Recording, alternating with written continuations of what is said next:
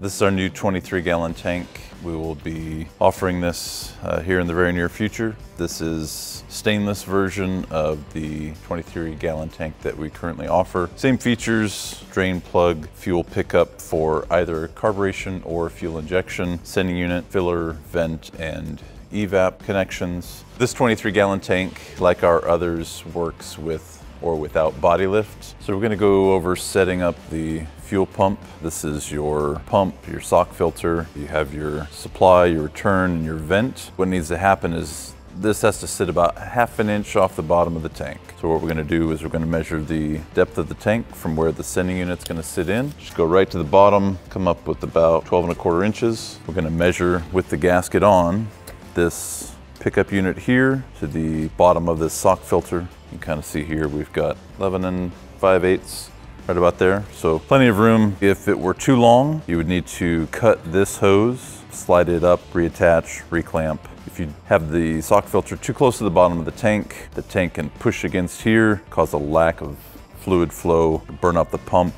You lose fuel pressure to your engine. So make sure you have adequate room on the bottom here, get enough circulation. Your pump will thank you. So we're prepping the tank for install. We've buffed the mounting surface so the gasket sits nice and flush. Chased the threads with a tap. We're gonna wash out the tank. We're just gonna take a hose, flush it, and get all the welding slag, any of the threads that we chased, grinding and all that kind of stuff, all those little beads that fall in there. We're gonna get those flushed out so that the filter doesn't try to suck those up later down the road. Kind of turn it up on its head to let it drain out of the fill port. Just wanna make sure that at the end of it, we get it dried out really well. We're gonna use some compressed air, blow it in there. Should be ready for install after that. Today we've got Walt's Bronco up on the rack. We've got the fuel drained. We're undoing the mounting strap, get it supported so that we can lower it safely. We're working on wiring up the pump for the fuel tank. We've routed the power wire back. We've wrapped it in a protective sheath and run it along the frame. We're just gonna have it loosely tucked up here. We're deleting some of the old fuel line. There was some steel fuel line with some unions, and we want to get rid of any connection that might have a possible leak. Steel fuel line is great, will handle the high pressure, but we have brand new high pressure rubber fuel line that we're going to be routing up on top of the frame, make everything brand new and tidy. So we have our sending unit for our 23-gallon tank. This is a typical sending unit ohm range. It's 10 at full and 70 at empty. The contacts are in here. There's a windings, a little rheostat, and a little contact on the float arm. To make sure they have good connection, we recommend that you clean it with electrical parts cleaner. Basically, we're just gonna shoot inside here, work the float up and down, make sure we've got a good connection.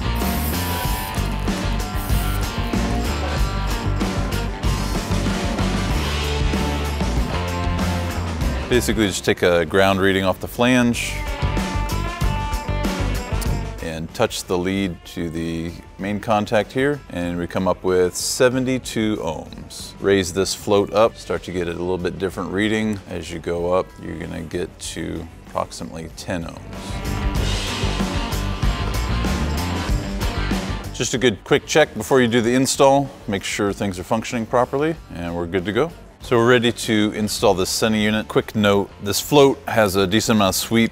There is a bucket, like a reservoir, down inside the tank to hold the fuel where the fuel needs to be in order for this pickup to pick up the fuel. So the bolt pattern is oriented in a way where it'll only go in one direction. The float arm is gonna sit off to the center of the tank. We have our little gasket put down here. You kind of have to drop the float into place, get your holes lined up.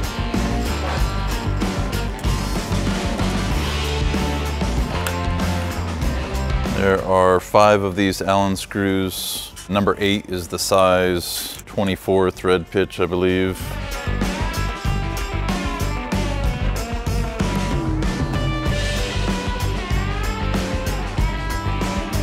Now that we've got them all started, we can run them down, snug them up, rawhide.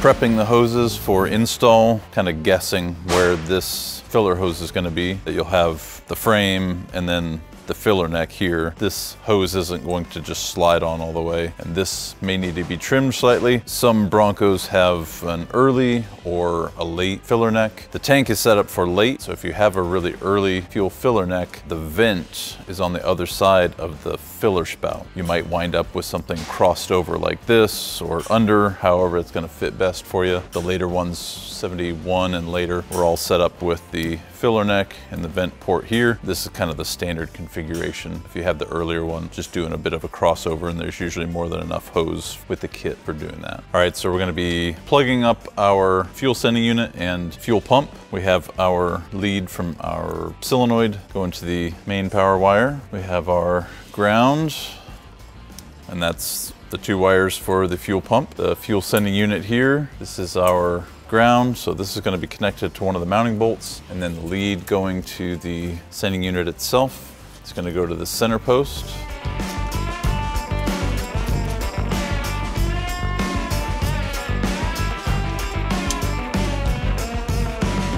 This ground wire is just going to go to the flange of the tank. Since this tank isn't grounded really in any way, it's resting up against the bottom of the body, but that's not a good enough ground. If your frame isn't grounded properly, this isn't going to work very well either, but you have 100% ground going to the frame. Your sending unit has the rheostat in there, which basically has a selectable ground range, and depending on where the float is, gives X amount of ground, and that tells the sending unit where it needs to be sitting.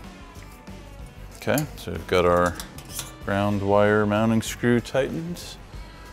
So here we have our high pressure line and low pressure line. So high pressure is going to be your supply up to the sniper unit. This is going to be your low pressure return line. The fittings just screw right in. These hoses are just pressed on. You heat them up a little bit to get them slightly pliable, and then they just have a barred fitting and just press into the hose, and they hold very tightly.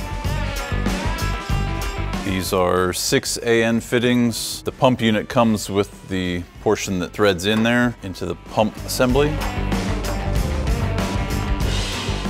And then the hose kit will come with an assortment of these straight 90, 45s, whatever, in order to get it hooked up.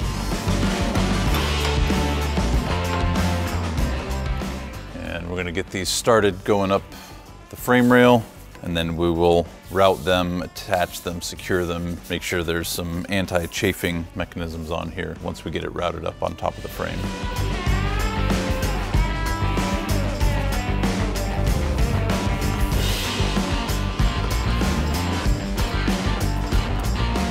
So basically what I've done, I've just tipped the end up with the hoses, got the hoses started over the frame. Since the vent hose is a little bit longer, we're gonna shorten that. So I'll connect that once I get it all the way in place. The filler hose has a few more inches to go. Once that starts to make contact, I'll make sure that it gets seated onto the filler spout and has enough room where it's connected to the tank so it doesn't bottom out or interfere with each other. I've made sure the wiring is tucked up over that cross member, pulled through so nothing's getting pinched. I've got the fuel filler hose started. Everything's pretty much up against the bottom of the bed where it needs to be. We're gonna get the strap positioned on there with the J-bolts, get it held up into place, finish the hoses, get everything snugged down, and do our final check.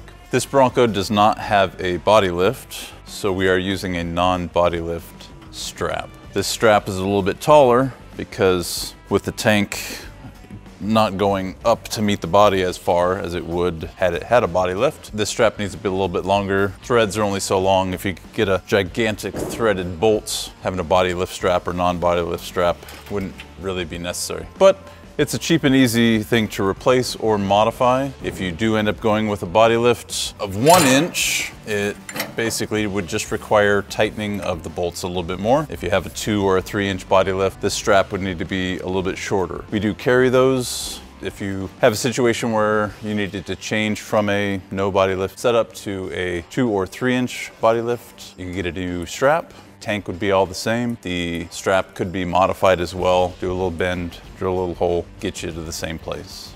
So we've got our 23-gallon tank installed. Hoses that are attached. The retainer strap here, very simple attachment, 2 J-bolts. They attach in the frame in the stock locations. The one on the driver's side, there's an oval slot cut in there. The one for the passenger side has like a T-slot cut in there the way the original strap would have held it in place. This just hooks into the frame. Again, uses these 2 nuts and a lock washer jammed against each other. Holds everything in place. Gives you a little bit of adjustment in case your body mount bushings are a little thicker or thinner than others. Makes it relatively easy to tighten everything up. And that brings us to the end of the install video for the 23-gallon tank. If you have questions, give us a call. Like, subscribe, share, all that good stuff. Thanks for joining us. Keep an eye out for our next video.